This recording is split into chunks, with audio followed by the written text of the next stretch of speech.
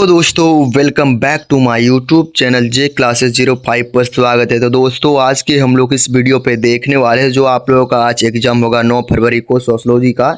इसके लिए हम लोग वेरी इंपॉर्टेंट क्वेश्चन आंसर देखने वाले हैं। और यदि आप लोगों ने पार्ट 1, पार्ट 2, पार्ट 3 नहीं देखे हैं तो उसको भी देख लीजिएगा। तो चलिए दोस्तों, हम लोग समय नहीं गवाते हैं और वीडियो को स्टार्ट करते हैं। पर एक में पूछा गया है कि समाज शास्त्र का स्थापना किस वर्ष हुआ था, तो हुआ था 1838 में। ठीक है दोस्तों, अब क्वेश्चन नंबर 2 की ओर बढ़ते हैं। तो पूछा गया है कि किसने कहा कि समाज शास्त्र सामाजिक संबंध का चाल है, तो उसका जो नाम होगा मेरे प्यारे दोस्तों मैकाइवर एवं पेज ने बोला था।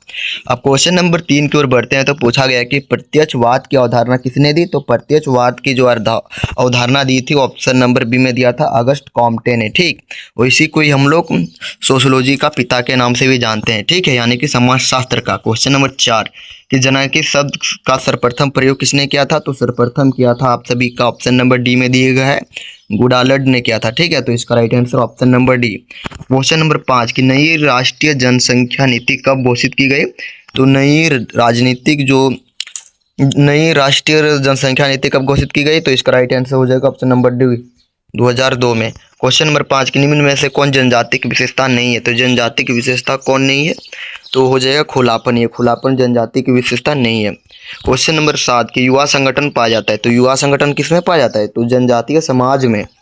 क्वेश्चन नंबर 8 में पूछा गया है कि भूमंडलीकरण संबंधित है, तो भूमंडलीकरण किससे संबंधित होता है, तो उदारीकरण से होता है या आधुनिकीकरण या पश्चिमीकरण या औद्योगिकरण, तो इसका राइट आंसर हो जाएगा ऑप्शन नंबर ए यानी कि उदारीकरण। क्वेश्चन नंबर बढ़ते हैं अब 9 नंबर की ओर कि सीमांत व्यक्ति की अवधारणा प्रस्तुत करने वाले लेखक का नाम बताए, तो उस लेखक का क्या नाम था, तो रॉबर्ट ई पार्क था, रॉबर्ट मार्टिन, राफल फील्डगन या जी.एस. गुरिये, तो इसका राइट आंसर हो जाएगा जी.एस. गुरिये नहीं होगा, रॉबर्ट ई पार्क हो जाएगा। क्वेश्चन नंबर 10 कि सामाजिक विषमता निम्न में से किससे संबंधित है, तो किससे संबंधित है, तो व्यक्ति, समुदाय, समूह, जाति, तो इसका राइट आंसर किससे नहीं है, देखिए यहाँ पर नहीं है तो नहीं हो जाएगा समूह।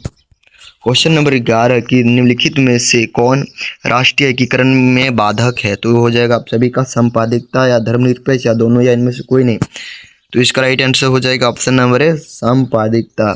क्वेश्चन में बढ़ते हैं 12 नंबर की ओर कि अल्पसंख्यक आयोग की नियुक्ति कब हुई, तो अल्पसंख्यक आयोग की नियुक्ति हुई थी आप सभी का 15 जनवरी 1978 में। कब हुआ था, तो 15 जनवरी 1978 में। क्वेश्चन नंबर 13 के परियोजना कार्य के जनक कौन थे, परियोजना कार्य के जनक हो जाएगा आप सभी का, वो हो जाएगा डी मार्शल किलपैट्रिक या एओह्यूम या इनमें से कोई, तो इसका राइट आंसर हो जाएगा इनमें से कोई नहीं होगा मेरे प्यार से, किलपैट्रिक हो जाएगा। क्वेश्चन में बढ़ते हैं अब हम लोग 14 नंबर के आधुनिकीकरण संबंधित है, तो आधुनिकीकरण किससे संबंधित है, तो अर्जित परिस्थिति थे। क्वेश्चन नंबर हम 15 की ओर बढ़ते हैं। सरहुल किस राज्य का राष्ट्रीय पर्व है, तो सरहुल आप लोगों को पता होगा किस राज्य का राष्ट्रीय पर्व है, तो हो जाएगा आप सभी का वो झारखंड राज्य। क्या हो जाएगा, तो झारखंड राज्य। क्वेश्चन में बढ़ते हैं अब 16 नंबर की ओर कि आधुनिकीकरण संबंधित है, तो आधुनिकीकरण संबंधित है तो अर्जित परिस्थिति से। तो आप लोग यहाँ तक पहुँचे हैं और आप लोग लाइक सब्सक्राइब नहीं किए हैं तो आप लोग लाइक सब्सक्राइब कर लीजिए, क्योंकि और सब्जेक्ट का मैं आप लोगों को अच्छा से अच्छा तैयारी करने का प्रयास करूंगा। ठीक है, क्वेश्चन नंबर 17 कि मेक इन इंडिया का उद्देश्य क्या है, तो मेक इन इंडिया का उद्देश्य है कि आत्मनिर्भर भारत, आधुनिक मशीनों का प्रयोग, आर्थिक विकास, ये सभी हो जाएगा। क्वेश्चन नंबर 18 कि आर्य साम्राज्य के संस्थापक कौन थे, तो आर्य समाज के संस्थापक से वो दयाराम सरस्वती थे। अब क्वेश्चन नंबर 19 कि पंचायती राज अधिनियम किस वर्ष पारित हुआ, तो पंचायती राज अधिनियम 1959 में हुआ था। ठीक है, तो इसका जो किस राज्य में हुआ था आप लोग कमेंट में जरूर बताइए। ठीक है, क्वेश्चन नंबर 20 की ओर कि भारतीय संविधान कब लागू किया गया था, तो भारत का जो संविधान है वो कब स्वीकृत किया गया था, तो वो कमेंट बताइए। ठीक, और कब इसको लागू किया गया, तो 26 जनवरी 1950 को।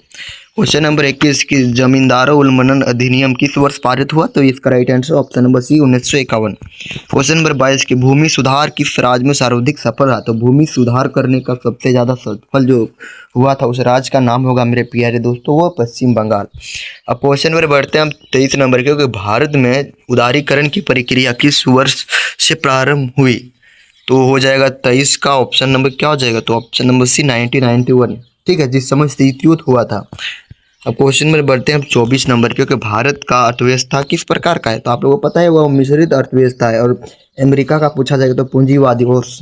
रूस का पूछा जाएगा तो समाजवादी। ठीक है, तीनों को आप लोगों को याद कर लेना है क्योंकि यही सबसे पूछा जा सकता है। क्वेश्चन नंबर 25 की भूमंडलीकरण की अवधारणा की समाजशास्त्री विश्लेषण किसने किया था? उसका नाम हो जाएगा मेरे प्यारे दोस्तों एंथोनी गिटेनस ने किया था। क्वेश्चन नंबर हम लोग 26 की सूचना का अधिकार अधिनियम कब पारित किया गया? तो सूचना देने का अधिकार पारित कब किया गया था? तो हो गया आप सभी का ऑप्शन नंबर बी 15 जून 2005 को, 15 जून 2005 को। अब बढ़ते हैं हम लोग 27 नंबर के कि मेघा पाटेकर किस आंदोलन से जुड़ी है? तो वो हो जाएगा पर्यावरण आंदोलन। और एक आंदोलन आप लोगों को पूछा जा सकता है, तो ऑप्शन में ये पर्यावरण नहीं रहेगा, तो मेघा पाटेकर ने क्या था? तो नर्मदा बचाओ आंदोलन। क्या हो जाए? तो नर्मदा बचाओ आंदोलन। ठीक है दोस्तों, ये भी पूछा जा सकता है। क्वेश्चन नंबर 28 की राजमोहनी आंदोलन संबंधित है? तो राजमोहन आंदोलन किससे संबंधित है? ये पूछा गया है। ठीक, तो 28 का हो जाएगा आप सभी का ऑप्शन नंबर बी हो जाएगा, यानी कि जनजाति आंदोलन से। क्वेश्चन नंबर 29 की समाजशास्त्र के जनक कौन है? तो अगस्त कामटे हो जाएगा। ठीक, क्वेश्चन नंबर 30 के गोरा देवी किस आंदोलन से संबंधित? तो चिपको आंदोलन से। ठीक, और नर्मदा बचाओ आंदोलन से क्या हो जाएगा? तो अभी आप लोगों को मैं बताया। ठीक है, तो आप लोग लाइक करें, कमेंट करें, सब्सक्राइब करें और अपने दोस्तों के साथ ज़्यादा से ज़्यादा शेयर करें। जय हिंद, वंदे मातरम।